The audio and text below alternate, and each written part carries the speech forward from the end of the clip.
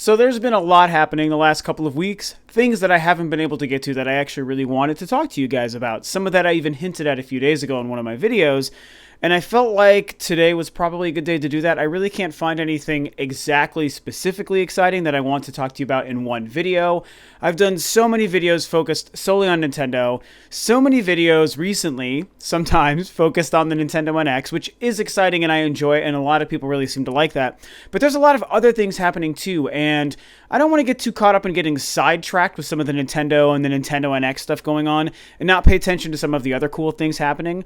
Luckily, yesterday was also the day that Nintendo had their first Nintendo Direct in quite a while, focused completely on the 3DS.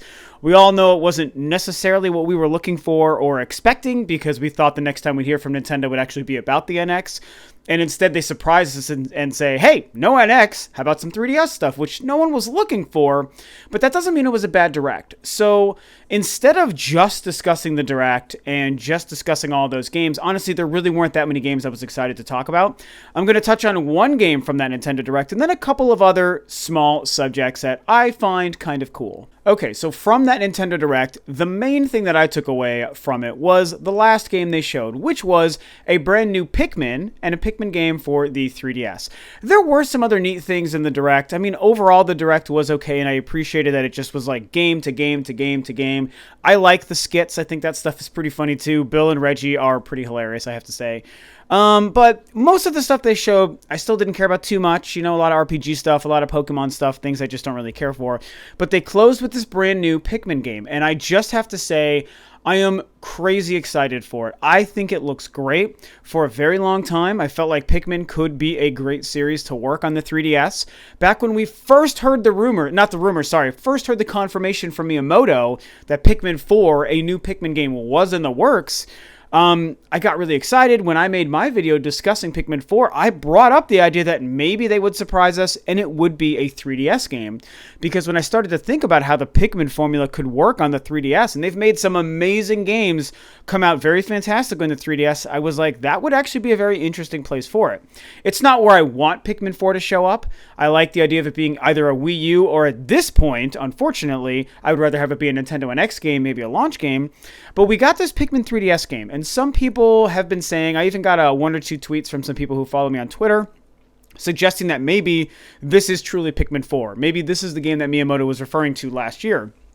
And I don't think they've confirmed it one way or another, so I can't say for sure, but I really don't think so. I feel like there is a brand new actual successor Pikmin game coming. I feel like Nintendo would have cleared the air already, or they would have just referred to this game as Pikmin 4 so that everyone understood, oh, okay, this is the game that he was talking about. They didn't do that. They just showed this new Pikmin game for the 3DS, and I think that that's kind of cool because, A, it gives me hope for Pikmin 4, a true sequel coming for the NX, maybe the Wii U, but probably the NX, and B, it just looks really, really cool. What I like about it is that it is a side-scrolling adventure game, and that's what Reggie referred to it as over and over again, adventure. It's a new Pikmin adventure. You're on an adventure. It's an adventure game, a 2D adventure. And I really enjoy that concept. Now, I won't lie, on paper, if I was to like close my eyes and just imagine a 2D handheld Pikmin game, I'd be like, that doesn't really sound all that great. But seeing it in action and seeing how they take the Pikmin formula as it's known and as it works today, and translating that to that 2D experience, it looks great. It looks like a Pikmin game because you're still strategizing how to manipulate yourself through the world by using the various Pikmin and which, based on the type of Pikmin, to accomplish the typical Pikmin-y things. And it looks like it's going to be really cool, and I guarantee you it's going to be gorgeous running on the 3DS. We have to remember how seeing direct feed video online of 3DS games blown up never does them justice. Recent example is Metroid Prime Federation Force, a game which has surprised me and is actually very good, as I said, and also is really fantastic looking. When the production level is really high on a 3DS game, it looks great when it's in your hand. That game is a good showcase of that, and I think Pikmin 3DS, which I don't think has an official name yet, looks to be the same thing. And I just love the lush green environment and worlds of Pikmin anyway. So I don't think they really delve too much into the story, but it does look like you're playing as Olimar, which makes me incredibly happy. And I don't know, I just think a 2D side-scroller that's an action-adventure game, but still using the Pikmin puzzle-solving formula looks great. I would have liked something more akin to a traditional game, a traditional Pikmin game. You know, with the touchscreen, there's so many cool things you could do there on like a 3D plane as opposed to a 2D plane for the 3DS. But that being said, I'm so excited with what they showed. I just love the series so damn much. I think it looks super, super cool. And yeah, I mean, Pikmin 3DS, I mean, they chose it as their last game, so obviously they knew it was a big deal. And to me, it was easily the highlight of the Nintendo Direct. Okay, let's get to the game that I really have wanted to talk about. I should have made a video solely about this. I was going to make a video solely about this, except that was when the Xbox breaking down the walls of generation video thing kind of came out. I made that huge video. Very, very, very popular. A lot of people watched that video and liked it. And I ended up making that video instead because that topic basically overshadowed the Resident Evil 7 gameplay trailer that they showed from Gamescom now 2 weeks ago or so. I'm really getting excited for Resident Evil 7, you guys. I've always been excited. I discussed at E3 how Resident Evil 7 is the game that I've been wanting from every E3 for the last like 3 or 4 years in a row. Minus Fallout 4 before that was finally shown. But all things considered, I like Resident Evil as a series more than I like even Fallout. So I've been waiting for a brand new Resident Evil, the actual true sequel to 6, the continuation of the Umbrella story, all these things. That's what I've wanted.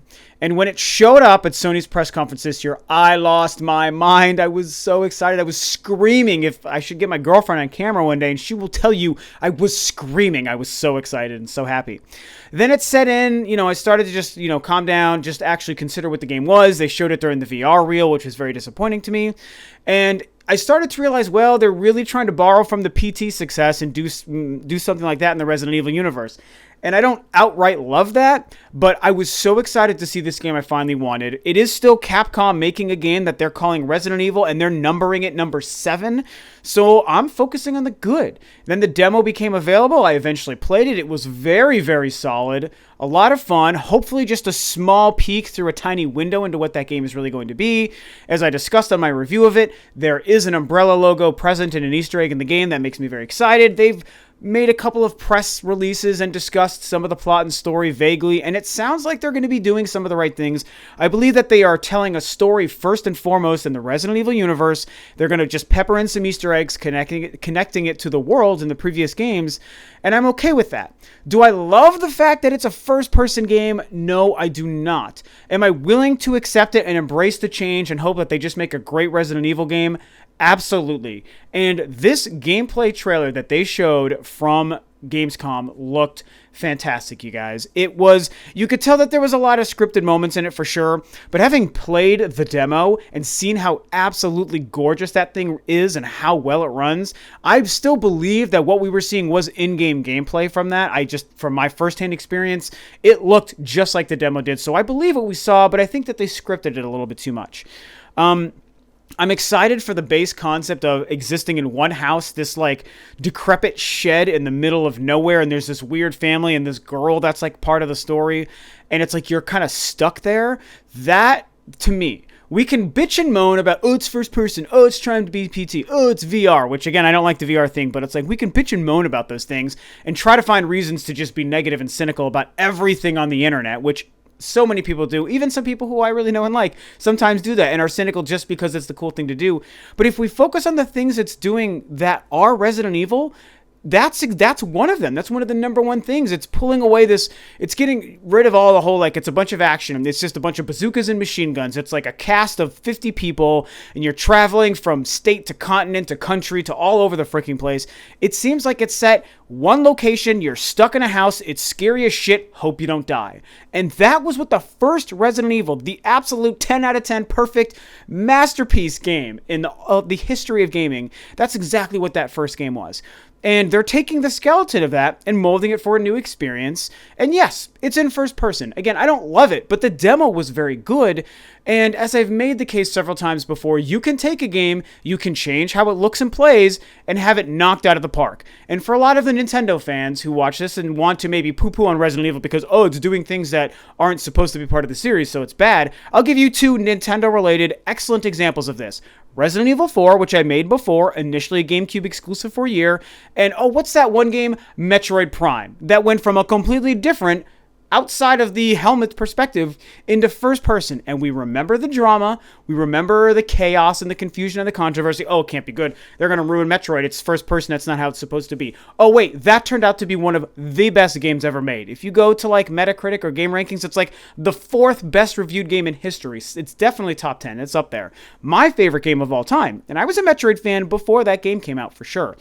So the reason I do that is to make a comparison that we don't have to just jump the gun and say, oh, it's going to be bad because it's doing these things, or not at least be willing to play a wait and see attitude with this game and see how it turns out. There's enough that's changed that does make me nervous to say maybe it falls apart and maybe it turns out not to be good. Absolutely, that is the case. Capcom, I mean, if anything, hasn't had a very good track record for about a decade. I absolutely will acknowledge that. That has to be considered.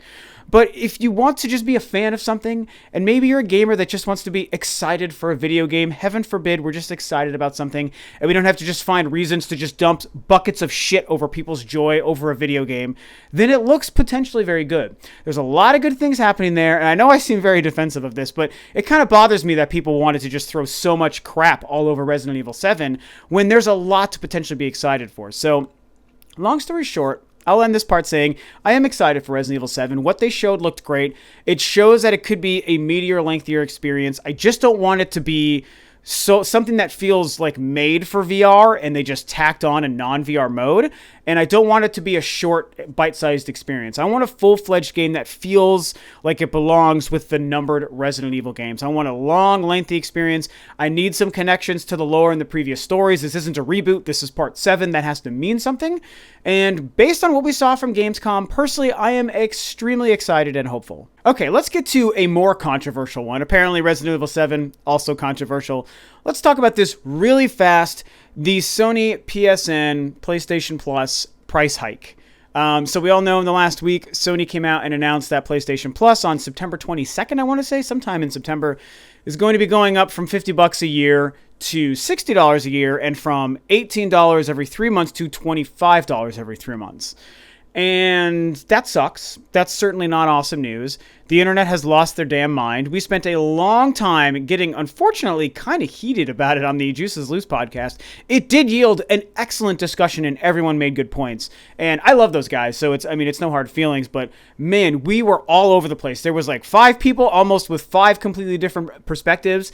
And maybe I'll kind of link an excerpt, but really you guys should check that out, because if you really want to hear a couple people get really down into the nitty-gritty of what's happening and discuss all sides, the good and bad, you should listen to that. Again, I include a link to the podcast below in every description of every video.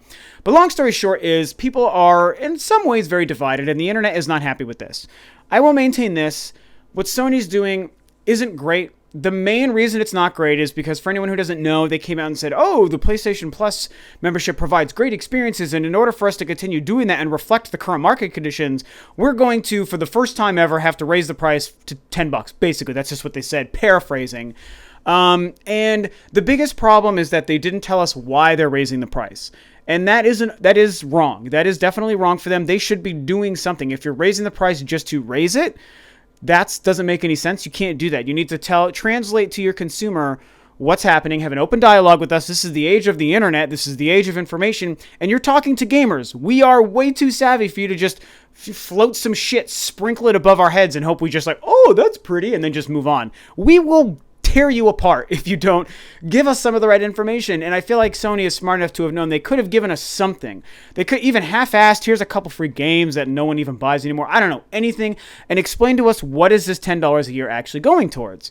And I think what it's actually going towards, and I wish that they would have said this, is to hopefully protect the networks better. The networks get hacked way too often. It's a horrible trend in today's video games, and unfortunately, Sony is targeted more than the competition, so I feel like that's a huge part of it. But I need to still move on to why it's like not that big of a deal. I was going to segue in a different way, and I changed my mind mid-thought. I have to say that ultimately, though, I don't like this. I wish they weren't charging more money. I don't like paying money to have to do these things. I think it's an unfortunate industry standard that we have. But all things considered, I don't care about $10 a year. I just don't. And I don't think it's the most egregious thing. And the number one reason why is because all they've done is brought themselves up to the current price of their competition. Xbox Live is $60 a year. Sony gave us the entire 7th generation for free, whereas Microsoft did not. And then they gave us the first 3 years of the PlayStation 3 at a price that's $10 less than what PlayStation 4, sorry, at a price that's $10 less than the Xbox One, than what Microsoft is offering. That's pretty cool. That's like 10 or 11 years of a better deal than Microsoft has been giving us, basically. And I think that has to count for something. I don't think it's entirely fair to discount that, throw that out the window and say, oh, too bad, so sad. Now Sony is realizing they have some lost money on the floor that they can make up by charging this extra $10 a year. And I think that it's a worthy price, given that we live in a world where the standard is set by Microsoft. I think paying for it at all is stupid, but you do pay for it. Microsoft set the $60 standard, and honestly, as somebody who uses PSN all the time, it's a fine service. It works fine for playing games online. I never have issues. So at the end of the day, if Microsoft's is worth $60, Sony's is worth $60. That's just the way of it. And as I said before, even on the podcast, if and probably when Nintendo decides to charge, whether they charge $20 or $40 or $60 themselves, it'll be worth it. This is what we do to play games online nowadays. It costs these companies money. It has to cost us a little bit of money, I guess. I think it's stupid. You know, we have to pay money for our internet, so we shouldn't have to pay for these services. But you know what? I got to pay for Netflix too, and Amazon Prime, and we have to pay for Hulu and HBO Go and all these things. And you know what? It's the way the world is going. It's going to this digital streaming age for film and for TV, and it's been this way for a while in gaming, that if we want to play these services online, there's a small fee for it. $60 a year is not a lot of money. People can say, oh, it's the price of one game, but we buy a lot of games throughout the year. We're not paying $60 a month for this. The monthly price, by the way, for PSN is still staying the exact same at $9.99 a month. So anyway, I could keep going on about this. I just wanted to get some of the details out and kind of just share that I do think it sucks, you guys, and paying for these services is probably wrong. But at the end of the day, it is what it is. They're not completely ripping us off. They're offering us the same service as Microsoft, and they're now giving it to us for the exact same price. They're not gouging us for more than Microsoft is charging. It's absolutely offensive that they're not telling us why they're raising the price and at least giving us like a benefit and helping us understand, oh, this is going to be better and this is going to be better and this is going to be better because of this extra $10 a month. It really would have behooved Sony to do that. They're not doing that. That sucks. But you know what, like I said, they gave us a better deal than Microsoft for 10 years. Most of that time, it was free. $0. And that's pretty cool. So I'm just not going to crap on Sony about this. And I do think that we have to make sure that this trend doesn't get worse over the next coming years and generations. It might. And if that happens, the gamers should probably start to fight back. But right now, it is what it is. It's only $10. I'm not too super mad about it. Okay, and the last thing we're going to talk about also is from Gamescom. And this centers around everyone's favorite company, Konami. And that is Metal Gear Survive. That is the brand new actual video game announced by Konami during Gamescom. Now, I haven't even watched the trailer for this, but I've heard enough, watched enough, and read enough to understand what this game is. And I'm sorry, I've probably seen like a 20-second, YouTube ad for it. I haven't seen the full trailer, but I've seen a couple clips of the game. So that it was a big deal that Konami, all of a sudden, the game that basically shit on all of its fans, the entire gaming industry, one of the most prevalent and beloved game developers, and basically stepped away from the industry and said, we're no longer giving you all these things you want, but we're going to go make bread for these supermarkets instead. That's what they decided to do. And with it, they took some amazing franchises, Metal Gear, Castlevania, Contra. People bring up, they don't make Contra games anymore. And then my favorite that hurt me the most, Silent Hill. And when they did that, it made people very angry. They were exposed as being extremely just bad for their, like a not good employer. I can't even think. I'm sick, guys, so I'm sorry. I can't think straight. They were known for being an extremely poor employer, horrible conditions for all of their employees. They're screwing up all these franchises. They're not doing this and that. Metal Gear Solid 5 did make it out, and it was apparently a very good game. Sold very well. Probably mostly due in part to Hideo Kojima, who is a very smart man and I think a very talented game director or game developer. I think he's the reason that game came out and did well. It had nothing to do with Konami whatsoever. And now all of a sudden, after everyone thought that they left and felt offended and they snubbed our nose at us and we're like, well, fuck you, Konami, just get out of here. Now they come back and they have this Metal Gear Survive game. Pretty weak. Definitely weak sauce. Now, there's one good thing I'm going to talk about, but ultimately I have to say, This reeks of laziness.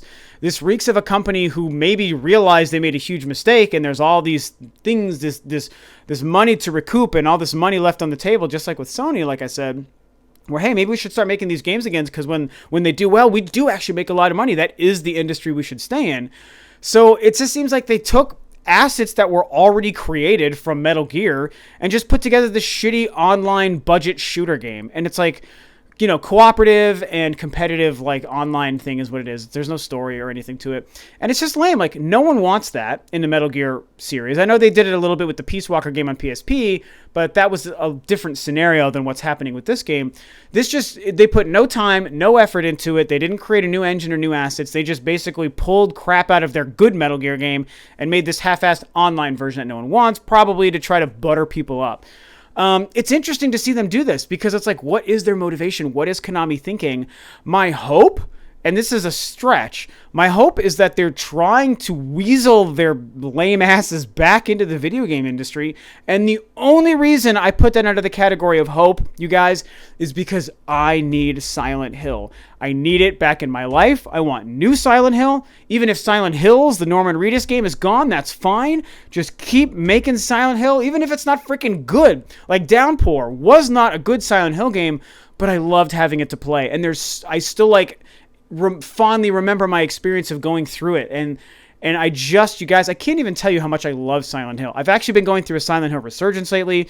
I'm listening to all the Silent Hill soundtracks at work because I just want to be in that world. I'm missing the games. I'm about to go through Silent Hills 3 and 4 because I still have my PS2 copies, and my girlfriend and I are going to go through it because she's never seen those games, and it's like I just am randomly craving Silent Hill.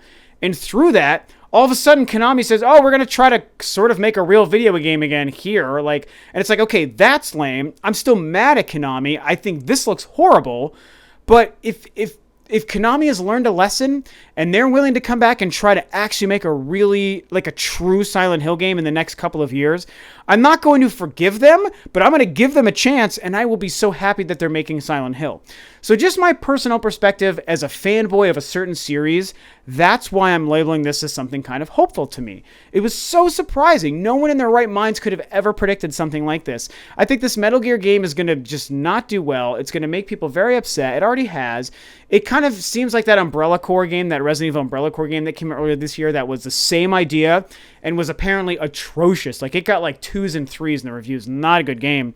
And it's like, no one wants those kind of games. If your series is like an action, spy, thriller, stealth game, that's what you should make. If your game is a survival horror zombie game, then that's what it should be. Don't do these weird things, especially if you've already crapped on the gamer's trust and then you're trying to just buy your way back in with this half-assed attempt. So that's what's going on there. I just really hope that somehow it leads to a Silent Hill game. If it never does, then Konami can just screw off and I just don't care. So, I don't know. Pretty interesting stuff coming out of Gamescom. Okay, so that's it. A couple of topics for you guys. I obviously had a lot to say on all of them, but pretty interesting things, you know, all mostly gaming related, a little bit of business with Sony and the price hike. I mean, what do you guys think about all this? You know, like I said, the two topics in the middle, actually all of them except for the Pikmin game, are all fairly controversial. You can come down on different sides of the argument. For Resident Evil 7, does it look good? Does it look bad? Sony price hike, is it okay or is it a bad thing? Metal Gear Survive, is this neat that they're making this game, or is this just like totally offensive and obviously lazy? You know, there's a couple of different angles for all those. Pikmin was just a great-looking Pikmin game, and I'm excited to see the series continuing, and I'm hoping that it means Pikmin 4 is truly on the way for consoles. So I want you guys to share your thoughts and feelings on all of these topics below. There's a lot going on. I want to hear which sides of these arguments and these discussions you guys come down on. Thanks, of course, for tuning in as always, guys. This is Rob of Rule of Two Review, and I will catch you guys next time on another video.